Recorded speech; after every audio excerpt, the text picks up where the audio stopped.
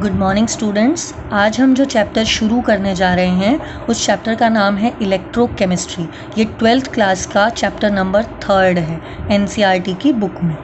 तो अब इलेक्ट्रोकेमिस्ट्री जैसा कि नाम में ही छिपा है, इलेक्ट्रो यानी इलेक्ट्रिसिटी और केमिस्ट्री यानी कि पूरी केमिस्ट्री। तो इलेक्ट्रोकेमिस्ट्री केमिस्ट्री की वो ब्रांच है या वो शाखा है या केमिस्ट्री का वो हिस्सा है जिसमें केमिस्ट्री और इलेक्ट्रिसिटी के बीच में क्या संबंध है या क्या रिलेशन है उसके बारे में बताया गया है। तो इलेक्ट्रोकेमिस्ट्री वो ब्रांच है जो हमें केमिस्ट्री और इलेक्ट्रिसिटी के बीच का रिलेशन बताती है, इनके बीच में क्या संबंध है ये बताती है। तो इसके लिए सबसे पहले हम देखेंगे केमिकल रिएक्शंस को। अब जैसा कि आपने +1 में थर्मोडायनामिक्स के चैप्टर में भी पढ़ा था, केमिकल रिएक्शंस दो तरह की होती हैं। पहली होती है स्पॉन्टेनियस और दूसरी होती है नॉन स्पॉन्टेनियस। स्पॉन्टेनियस वो रिएक्शन है जो अपने आप होती है, अकर्स ऑन देयर ओन, और जबकि नॉन स्पॉन्टेनियस वो रिएक्शन है जो अपने आप नहीं होती हैं। तो स्पॉन्टेनियस कौन सी है? जो अपने आप होती हैं, और नॉन स्पॉन्टेनियस कौन सी हैं? जो अपने आप नहीं होती हैं। तो ये रहे इसके एग्जाम्पल। स्पॉन्टेनियस रिएक्शन का एग्जाम्पल है जिंक। अगर मैं कॉपर सल्फेट में डाल दूं तो मुझे जिंक सल्फेट और कॉपर मिलते हैं। ये रिएक्शन अपने आप होती है, इसके लिए कोई आपको एक्स्ट्रा चीज़ करने की ज़रूरत नहीं है, बस इन दोनों को मिला दीजिए, रिएक्शन अपने आप हो जाएगी। लेकिन अगर मैं बात करूं NaCl को Na पॉजिटिव और Cl नेगेटिव में तोड़ने की, ये रिएक्शन अपने आप नहीं होती है। अब नमक, NaCl क्या है? नमक है। तो नमक तुम्हारी डब्बे में ऐसे ही पड़ा रहता है, थैली में ऐसे ही पड़ा रहता है, वो अपने आप Na पॉजिटिव और Cl नेगेटिव में तो नहीं टूटता। तो इसलिए वो रिएक्शन कैसी है? नॉन स्पॉन्टेनियस रिएक्शन है। तो स्पॉन्टेनियस कौन सी? जो अपने आप होती हैं, और जो नॉन स्पॉन्टेनियस कौन सी हैं? जो अपने आप नहीं होती हैं। अब आते हैं रिएक्शंस से ऊपर उठ के इलेक्ट्रोकेमिस्ट्री पे। मैंने तुम्हें बताया इलेक्ट्रोकेमिस्ट्री में क्या है, केमिस्ट्री और इलेक्ट्रिसिटी के बीच में क्या रिलेशन है या क्या संबंध है, कैसे हम इन दोनों को आपस में जोड़ के देख सकते हैं या क्या हो सकता है। तो स्पॉन्टेनियस रिएक्शन अपने आप हुई है। तो अपने आप होने से, इस रिएक्शन के अपने आप होने से अगर हम इसको इलेक्ट्रिसिटी में कन्वर्ट कर दें, ठीक है, करना क्या है, ये रिएक्शन अपने आप हुई है तो जाहिर सी बात है कुछ ना कुछ एनर्जी निकली होगी जिसको हम केमिकल एनर्जी कहेंगे। तो केमिकल एनर्जी को अगर हम इलेक्ट्रिसिटी में बदल दें तो जिस चीज़ के अंदर हम बदलेंगे उस चीज़ को कहेंगे इलेक्ट्रोकेमिकल सेल या गैल्वेनिक सेल या वोल्टेक सेल। तो होता क्या है, स्पॉन्टेनियस रिएक्शन की मदद से हम केमिकल रिएक्शन करवा के उसको बिजली में बदल सकते हैं, उसको इलेक्ट्रिसिटी में बदल सकते हैं, क्योंकि रिएक्शन अपने आप होती है, हमें कुछ करना ही नहीं है। तो जो रिएक्शन अपने आप होती है उसको अगर हम इलेक्ट्रिसिटी में कन्वर्ट कर दें, उसको हम अगर इलेक्ट्रिसिटी में बदल दें उस केमिकल एनर्जी को, तो वो जिस चीज़ के अंदर हम बदलेंगे उसको कहेंगे इलेक्ट्रोकेमिकल सेल या गैल्वेनिक सेल या वोल्टेक सेल। तो इन तीनों में क्या होता है कि हम केमिकल रिएक्शन से इलेक्ट्रिसिटी को बनाते हैं। इन तीनों के तीनों सेल्स में क्या होता है कि हम केमिकल रिएक्शन से इलेक्ट्रिसिटी बनाते हैं। समझ में आई बात? इन तीनों सेल्स में केमिकल एनर्जी से या केमिकल रिएक्शन की मदद से हम इलेक्ट्रिसिटी में कन्वर्ट करते हैं, इलेक्ट्रिसिटी बनाते हैं। तो रिएक्शन कौन सी होनी चाहिए? जो अपने आप हो, यानी कि स्पॉन्टेनियस हो। अब आते हैं नॉन स्पॉन्टेनियस। अब ये रिएक्शन अपने आप तो हो नहीं रही, तो अब हम इसके अंदर क्या करेंगे? इलेक्ट्रिसिटी देंगे, इलेक्ट्रिसिटी की मदद से केमिकल रिएक्शन कराएंगे। ठीक है, वैसे तो ये रिएक्शन हो नहीं रही थी, तो इलेक्ट्रिसिटी की मदद से या इलेक्ट्रिक एनर्जी इसको दे करके हम ये केमिकल रिएक्शन करवाएंगे। तो ये जिसके अंदर होता है उसको कहते हैं इलेक्ट्रोलिटिक सेल। क्या कहते हैं? Electrolytic cell. तो इन दोनों में क्या अंतर है? इलेक्ट्रोकेमिकल सेल के अंदर केमिकल रिएक्शन जो है उससे इलेक्ट्रिसिटी बनती है, इलेक्ट्रोलिटिक सेल में उल्टा होता है, इलेक्ट्रिक एनर्जी से केमिकल रिएक्शन होती है। समझ में आई बात? तो यहाँ पे क्या होगा, इलेक्ट्रोकेमिकल सेल के अंदर केमिकल रिएक्शन से इलेक्ट्रिसिटी बनाई जाती है या होती है, और इलेक्ट्रोलाइटिक सेल में क्या होता है, इलेक्ट्रिसिटी से केमिकल रिएक्शन करवाई जाती है। ठीक है, जो रिएक्शन अपने आप नहीं हो रही थी उसको करवाया जाता है। तो ये दो ब्रांच हैं इलेक्ट्रोकेमिस्ट्री की। जैसे केमिस्ट्री का ब्रांच था इलेक्ट्रोकेमिस्ट्री, इसी तरह इलेक्ट्रोकेमिस्ट्री भी आगे दो भागों में बटी हुई है। पहली वो भाग जिसमें केमिकल रिएक्शन की मदद से इलेक्ट्रिसिटी बनाई जाती है, और दूसरा वो भाग जहाँ इलेक्ट्रिसिटी की मदद से केमिकल रिएक्शन करवाया जाता है। तो जो पहला आज हम जो लेके चल रहे हैं वो सबसे पहले इलेक्ट्रोलाइटिक सेल लेके चल रहे हैं, यानी कि जहाँ पे इलेक्ट्रिसिटी से हम किस में कन्वर्ट करेंगे, केमिकल रिएक्शन में कन्वर्ट करेंगे। तो सबसे पहले हम लेके चल रहे हैं इलेक्ट्रोलिसिस। इलेक्ट्रोलिसिस वो प्रोसेस या वो प्रक्रिया इन विच जिसके अंदर electricity is used to make for a reaction, for a chemical reaction to occur। तो सबसे पहले हम क्या लेके चल रहे हैं, इलेक्ट्रोलिसिस, यानी कि वो प्रक्रिया जिसमें हम इलेक्ट्रिसिटी का प्रयोग करेंगे किसी केमिकल रिएक्शन को करवाने में, यानी इलेक्ट्रिसिटी की मदद से कोई केमिकल रिएक्शन करवाई जाएगी। इन टर्म्स में कंफ्यूज मत होना, इसीलिए मैं बार बार रिपीट कर रही हूँ कि इलेक्ट्रोलिसिस में क्या होता है, इलेक्ट्रिसिटी की मदद से केमिकल रिएक्शन करवाई जाती है। ठीक है, तो अब हम आगे बढ़ें उससे पहले तुम्हें ये तीन चीज़ें पता होनी चाहिए। एक्वस सॉल्यूशन क्या होता है, मोल्टन स्टेट क्या होता है, और इलेक्ट्रोलाइट क्या होता है। एक्वस सॉल्यूशन किसी भी चीज़ का हो सकता है जब हम किसी भी चीज़ को पानी में घोलते हैं वो उसका एक्वस सॉल्यूशन होता है। एक्वस शब्द पानी के लिए यूज़ किया जाता है, पानी के लिए प्रयोग किया जाता है। तो हम किसी भी XYZ चीज़ को जब हम पानी में घोल देंगे तो ये उसका एक्वस सॉल्यूशन कहलाएगा। याद रखना, ये आगे बहुत बार इस्तेमाल होगा, यानी किसी भी चीज़ को पानी में घोल दें वो एक्वस सॉल्यूशन। मोल्टन स्टेट क्या होता है, मोल्टन होता है पिघला देना किसी भी चीज़ को। जैसे लोहा है, लोहा वैसे तो सॉलिड है, लेकिन अगर मैं उसको भट्टी में गर्म कर दूँ तो वो क्या हो जाएगा, वो पिघल जाएगा, वो तरल बन जाएगा, लिक्विड बन जाएगा, द्रव बन जाएगा। तो उसको कहेंगे मोल्टन स्टेट उस चीज़ की, यानी लोहा जब पिघला हुआ है तो उसको कहेंगे मोल्टन आयरन। ठीक है, तो पिघलाना किसी भी चीज़ को। अभी इसके अंदर भी द्रव में बदल गया था ये, लेकिन पानी में घोलने के बाद, लेकिन मोल्टन स्टेट में भी ये द्रव में बदला है, लिक्विड में बदला है, लेकिन अब की बार इसमें कुछ हमने ऐड नहीं किया है, सिर्फ इसी को पिघलाया है। उसके बाद आता है इलेक्ट्रोलाइट। इलेक्ट्रोलाइट कोई भी कंपाउंड या कोई भी सॉल्ट जिसको हम पानी में घोल दें तो वो आयंस में टूट जाए। जैसे मैंने NaCl को पानी में घोला तो वो किस में टूट गया, Na पॉजिटिव और Cl नेगेटिव में टूट गया। इसी तरह KOH को जब मैंने पानी में डिज़ोल्व किया, इसका एक्वस सॉल्यूशन बनाया, तो ये किस में टूट गया, K पॉजिटिव और OH नेगेटिव में। इसी तरह ये अमोनियम क्लोराइड है, जब इसको मैंने पानी में घोला या एक्वस सॉल्यूशन बनाया तो किस में टूट गया, NH4 पॉजिटिव और Cl नेगेटिव में। यानी वो सब्सटेंस या वो सॉल्ट या वो कंपाउंड जो पानी में घोलने पर दो हिस्सों में टूट जाए, कैटायन में और एनायन में, उसको कहते हैं इलेक्ट्रोलाइट। तो ये सारे क्या हैं मेरे, इलेक्ट्रोलाइट हैं, क्योंकि ये सारे पानी में घोलने के बाद या पिघलाने के बाद, मोल्टन करने के बाद किस में टूट गए, कैटायन में और एनायन में टूट गए। ज़रूरी नहीं है कि सॉल्यूशन जिसमें तुम घोल रहे हो वो पानी ही हो, वो पोलर सॉल्वेंट हो सकता है कोई भी, लेकिन फ़िलहाल तुम्हें ज़्यादा डीप में जाने की ज़रूरत नहीं है। सिर्फ इतना याद रखो कि सॉल्यूशन के अंदर अगर ये दो हिस्सों में टूट जाएं, कैटायन और एनायन में, तो इनको कहेंगे इलेक्ट्रोलाइट। समझ में आ गई बात। तो तीन चीज़ें बताई। एक्वस सॉल्यूशन क्या होता है, पानी में घोलना किसी भी चीज़ को, वो उसका एक्वस सॉल्यूशन होगा। मोल्टन स्टेट क्या होगा, हम किसी भी चीज़ को जब पिघलाते हैं तो वो उसका मोल्टन स्टेट होता है। इलेक्ट्रोलाइट क्या होता है, कोई भी कंपाउंड अगर मैं उसको किसी पोलर सॉल्वेंट में, जैसे कि पानी है, उसमें घोल दूँ तो ये प्लस और माइनस अलग अलग हो जाएँ, ये कैटायन और एनायन अलग अलग हो जाएँ, उसको कहेंगे इलेक्ट्रोलाइट। ये सारे इलेक्ट्रोलाइट है क्योंकि ये टूट गए कैटायन में और एनायन में। अब एक जो चीज़ थी बेसिक सी चीज़, ऑक्सीडेशन क्या होता है, लॉस ऑफ इलेक्ट्रॉन, रिडक्शन क्या होता है, गेन ऑफ इलेक्ट्रॉन। आ गई बात समझ में।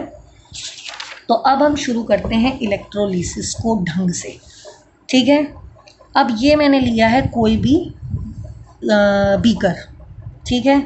इसके अंदर मैंने क्या घोल रखा है, कोई भी मेरा कंपाउंड था एक्स और वाई, कोई भी कंपाउंड था, और उसके अंदर मैंने मिला दिया पानी H2O, ठीक है। कोई भी मेरा कंपाउंड था एक्स वाई, मैंने इसके अंदर ऐड कर दिया H2O यानी कि पानी। अब ये किस में टूट गया, X पॉजिटिव और Y नेगेटिव में, क्योंकि ये क्या था, इलेक्ट्रोलाइट था। ये वो कंपाउंड था जो पानी में घोलने पे कैटायन में और एनायन में टूट जाता है। तो ये टूट गया X पॉजिटिव और Y नेगेटिव में इसके अंदर, ठीक है। तो अब इस पूरे में पानी के अंदर X पॉजिटिव और Y नेगेटिव पड़े हैं, लेकिन जैसे तुम नमक को पानी में घोलते हो, नमक के अंदर क्या चीज़ होती है, Na पॉजिटिव होता है और Cl नेगेटिव होता है। जब तुम नमक के अंदर नमक को पानी में घोल देते हो तो क्या तुम्हें Na पॉजिटिव और Cl नेगेटिव अलग अलग नज़र आते हैं, नहीं आते, क्योंकि वो सारे हर जगह पे फैल जाते हैं। इसी तरह इसके अंदर भी X पॉजिटिव और Y नेगेटिव चारों तरफ हर जगह बिखरे पड़े हैं, वो हमें अलग नज़र नहीं आ रहे हैं और हम इनको अलग कर भी नहीं सकते हैं, किसी भी मतलब नहीं कर पा रहे हैं, ठीक है। तो हुआ क्या, एक्स वाई लिया मैंने कोई भी कंपाउंड, उसको पानी में घोला है, वो एक्स पॉजिटिव और वाई नेगेटिव में टूट तो गया, लेकिन ये सारे एक दूसरे के अंदर मिक्स होके बिखरे पड़े हैं। तो मैंने क्या किया, मैंने लगाई एक रोड, मेटल की रोड, जैसे लोहे की रोड होती है ना, वैसे ही मेटल की रोड लगाई है मैंने, ठीक है, जिसको बोलते हैं इलेक्ट्रोड। क्या बोलते हैं, इलेक्ट्रोड। तो मेटल की रोड जिसको क्या बोलेंगे, इलेक्ट्रोड बोलेंगे। तो ये मैंने लगा दी। अब मैंने इसको जोड़ दिया बिजली से, ठीक है, ये रही मेरी बिजली। तो अब एक प्लस है एक माइनस है, इतनी बात समझ में आई। बैटरी के दो वो होते हैं, प्लस और माइनस होता है। जैसे सेल डालते हो तुम, बैटरी में सेल डालो या कहीं पे भी डालो, टॉर्च में सेल डालो या रेडियो में सेल डालो या घड़ी में सेल डालो, तो सेल के ऊपर प्लस और माइनस दो निशान होते हैं ना। तो इसी तरह जब तुम बिजली में अटैच करोगे तो एक तो पॉजिटिव पोल होगा, एक नेगेटिव पोल होगा। तो ये वाली इलेक्ट्रोड मैंने पॉजिटिव से अटैच करी है, ये वाली रोड मैंने नेगेटिव से अटैच करी है। ये दोनों रोड क्या कहलाती हैं, इलेक्ट्रोड कहलाती हैं। अब यहाँ क्या पड़ा है, एक्स पॉजिटिव और वाई नेगेटिव पड़ा है। अब जब भी चार्ज की बात आती है तो ऑपोजिट चार्ज एक दूसरे को अट्रैक्ट करते हैं, समझ में आई बात। ऑपोजिट चार्ज एक दूसरे को अट्रैक्ट करेंगे, एक दूसरे को अपनी ओर खींचेंगे। तो यानी अगर ये प्लस वाला है तो ये इन दोनों में से किसको खींचेगा, अपोजिट वाले को। तो प्लस वाले का अपोजिट क्या है, माइनस वाला, यानी कि वाई नेगेटिव। समझ में आई बात। इसी तरह ये वाली रॉड किससे जुड़ी हुई है, माइनस से, तो ये अपनी ओर किसको खींचेगी, पॉजिटिव वाले को, यानी कि एक्स पॉजिटिव को। अब इस पूरे सॉल्यूशन में जितने वाई नेगेटिव थे वो सारे इसके पास जाके जुड़ जाएंगे, और इस पूरे सॉल्यूशन में जितने एक्स पॉजिटिव पड़े थे वो सारे इसके ऊपर आके अटैच हो जाएंगे, इसके ऊपर आके जुड़ जाएंगे। ये देखिए मैं जोड़ के दिखा देती हूँ, वाई नेगेटिव, ठीक है, Y negative, Y negative, Y negative, Y negative, ये सारे आके इस पॉजिटिव वाले के पास आके जुड़ गए। इसी तरह माइनस वाले के पास कौन से आ गए, एक्स पॉजिटिव, एक्स पॉजिटिव,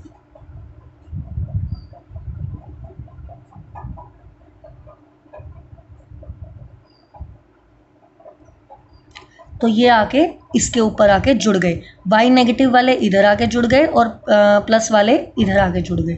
इतनी बात सबको समझ में आ गई कि मैंने ये जो दो रोड लगाई थी, एक को मैंने प्लस के साथ जोड़ा है और एक को मैंने नेगेटिव के साथ जोड़ा है, और बिजली चालू कर दी थी। बिजली चालू करने के बाद जो पॉजिटिव वाला था वो ऑपोजिट वाले के साथ जुड़ गया, ऑपोजिट वाले को खींच लिया उसने अपनी तरफ, और ये माइनस वाले ने एक्स पॉजिटिव को अपनी ओर खींच लिया या अपनी ओर अट्रैक्ट कर लिया।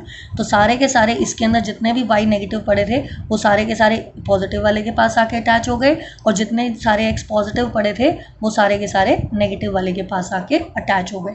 तो अब X पॉजिटिव क्या था, कैटायन, और Y नेगेटिव क्या था, एनायन।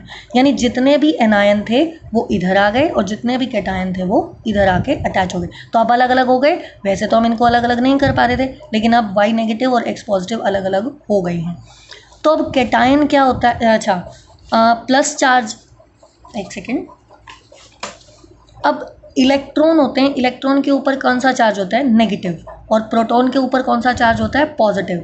अब जाहिर सी बात है अगर इसके ऊपर पॉजिटिव चार्ज है तो यानी कि इसके पास प्रोटॉन ज़्यादा है, तभी पॉजिटिव चार्ज है, यानी कि इलेक्ट्रॉन कम है।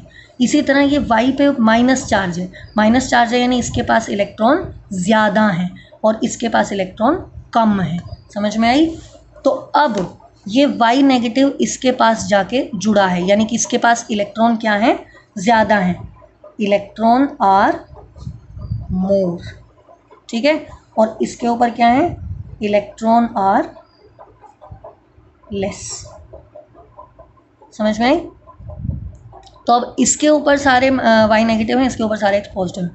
तो अब मैं बताना क्या चाह रही हूँ तुम्हें कि कोई भी चीज़ हो दुनिया में वो स्टेबल होना चाहती है, चाहे वो मैं हूँ, चाहे वो आप है, चाहे वो प्रकृति है, चाहे कुछ भी है, हर चीज़ स्टेबल होना चाहती है, हर चीज़ न्यूट्रल होना चाहती है।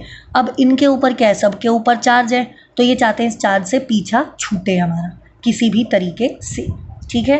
तो अब ये Y माइनस जिसके पास इलेक्ट्रॉन ज़्यादा हैं वो गया इसके पास। अब ये कैसा है, प्लस, यानी कि इसके पास इलेक्ट्रॉन कम है। तो Y नेगेटिव क्या करेगा, अपने सारे इलेक्ट्रॉन इस इलेक्ट्रोड को दे देगा। समझ में आई बात?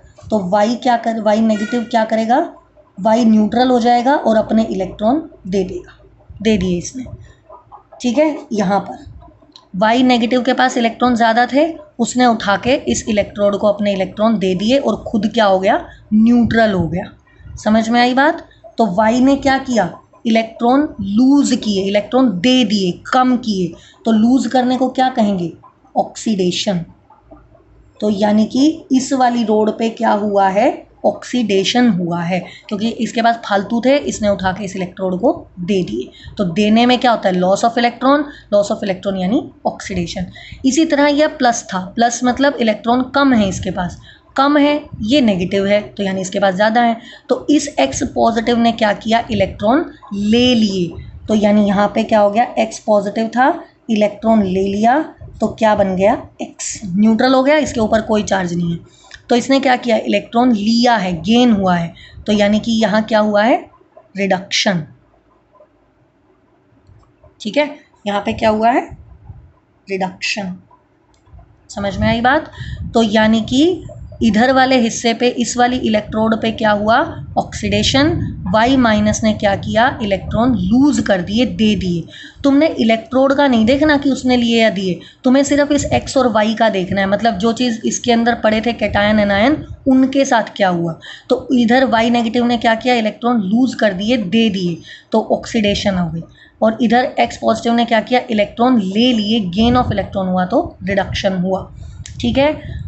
अब उसके बाद हम आगे आते हैं, जिस इलेक्ट्रोड पे ऑक्सीडेशन होती है उसको कहते हैं एनोड। ये इलेक्ट्रोड थी ना मेरी, ये मेटल की जो रोड थी, इनको मैंने क्या कहा था, इलेक्ट्रोड कहा था। तो जिस इलेक्ट्रोड पे, इन दोनों में से जिस इलेक्ट्रोड पे ऑक्सीडेशन होती है उसको कहते हैं एनोड। तो अब इन दोनों में से किस पे हुई है ऑक्सीडेशन, इस वाले पे, तो इस वाली रोड को मैं क्या कहूँगी, एनोड।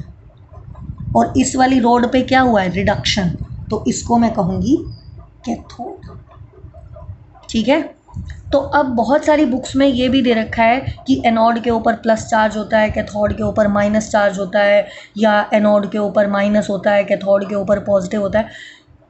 तुम ये चीज़ हमेशा याद रखना, बुक्स में दे रखी हैं ये चीज़ें, सारी बुक्स में दे रखी हैं, लेकिन तुम हमेशा ये याद रखना कि एनोड और कैथोड का प्लस माइनस से कुछ लेना देना नहीं होता।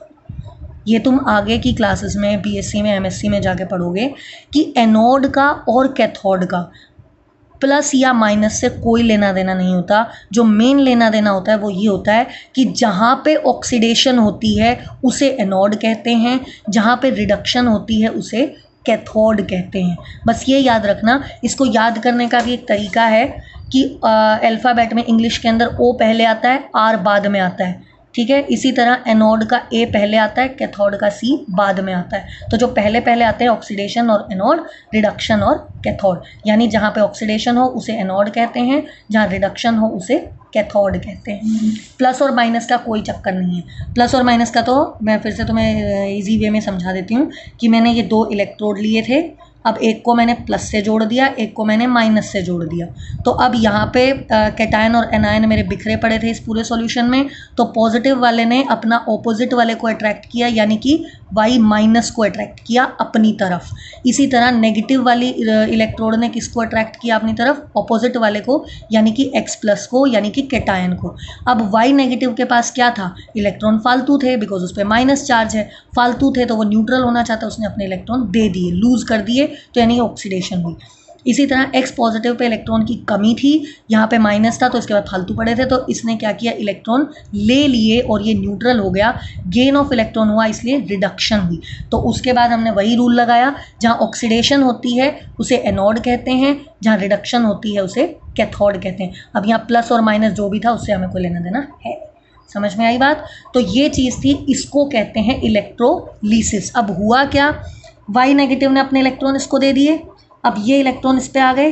अब ये जो इलेक्ट्रॉन हैं ये जा रहे हैं, ये चले यहाँ से होते हुए, ये आए यहाँ से होते हुए, ये यहाँ आ गए, ठीक है। तो इलेक्ट्रॉन का फ्लो किस डायरेक्शन में, किस दिशा में है? वो प्लस वाली तरफ से कहाँ जा रहा है? माइनस वाली तरफ जा रहा है, या साइंस की भाषा में बोलें तो एनोड की तरफ से इलेक्ट्रॉन कहाँ जा रहे हैं? कैथोड की तरफ जा रहे हैं। क्योंकि यहाँ वाई माइनस ने क्या किया था? अपने इलेक्ट्रॉन इसको दे दिए थे, क्योंकि इसके पास तो फालतू थे, तो इसने क्या किया? अपने इलेक्ट्रॉन इसको दे दिए थे, लॉस कर दिया था, ऑक्सीडेशन हो गई थी, तो इलेक्ट्रॉन यहाँ पे आए, यहाँ से होते हुए वो यहाँ आए इलेक्ट्रॉन। तो अब वो इलेक्ट्रॉन इस वाले ने किसको दे दिए? एक्स पॉजिटिव को दे दिए। देखो ले रहा है ना, तो इलेक्ट्रॉन कहाँ से आया? वो इससे आया, यहीं से आया है। तो आया तो यहीं से है, इसने दिया, इसने लिया, लेकिन सीधा नहीं लिया। इसने पहले इसको दिया, यहाँ से इलेक्ट्रॉन गए यहाँ पे एक्स पॉजिटिव के पास कमी थी, उसने ले लिए। तो एक साइकिल जो था ये पूरा हो गया। वाई नेगेटिव ने यहाँ दिए, यहाँ से होते हुए ये यहाँ आए, और फिर यहाँ से होते हुए एक्स पॉजिटिव पे गए। तो ये साइकिल पूरा हो गया। और इलेक्ट्रॉन फ्लो करने की, या इलेक्ट्रॉन के बहने की या जाने की दिशा क्या है? एनोड से, एनोड टू कैथोड। समझ में आ गई? तो इलेक्ट्रोलिसिस में फ्लो ऑफ इलेक्ट्रॉन कहाँ होता है? Anode to cathode. अच्छे से लिख देती हूँ मैं इसको। In electrolysis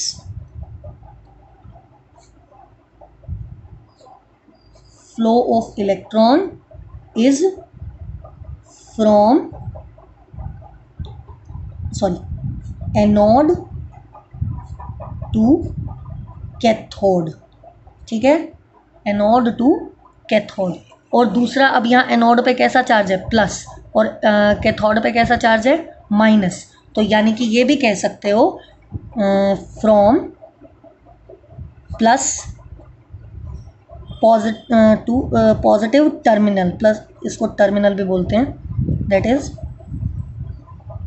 from positive terminal. और ये किसका टर्मिनल है? बैटरी का। ये ऊपर बैटरी से जुड़ा हुआ था ना, प्लस और माइनस से, battery to negative terminal of battery, ठीक है।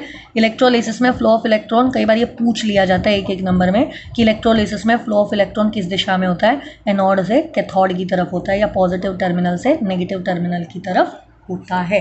तो इलेक्ट्रोलिसिस फिर से समझ में आ गई।